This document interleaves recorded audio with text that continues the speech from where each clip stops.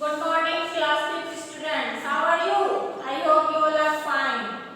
Students, today I teach you subject EVS, lesson second, and the lesson name is Migration of Families.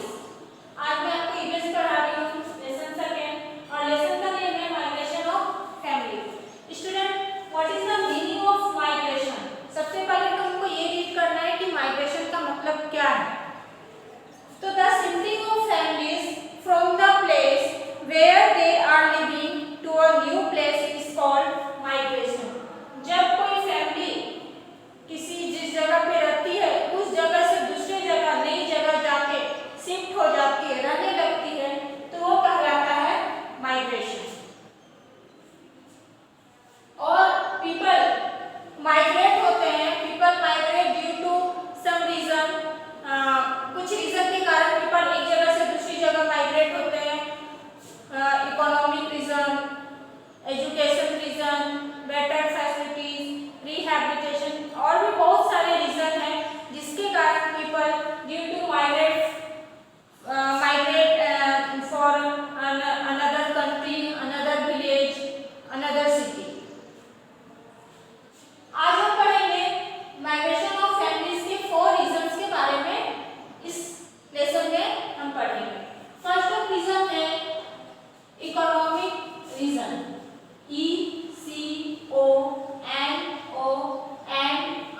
ECONOMIC, economic reason.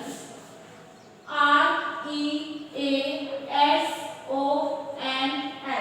First of जो reason है वो economic reason है. Second है education.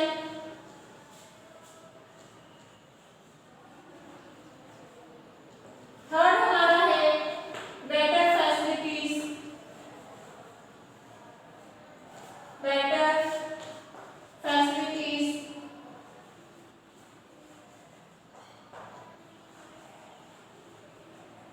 Better facilities. And fourth reason है rehabilitation. ये हमारा 4 reason है किसी भी फैमिली को माइग्रेट होने का. रिहैबिलिटेशन.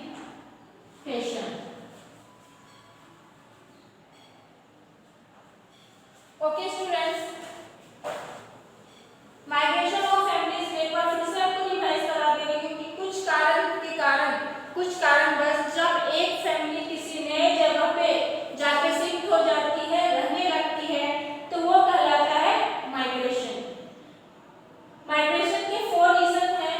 इस लेसन में we read about 4 reason of migrate.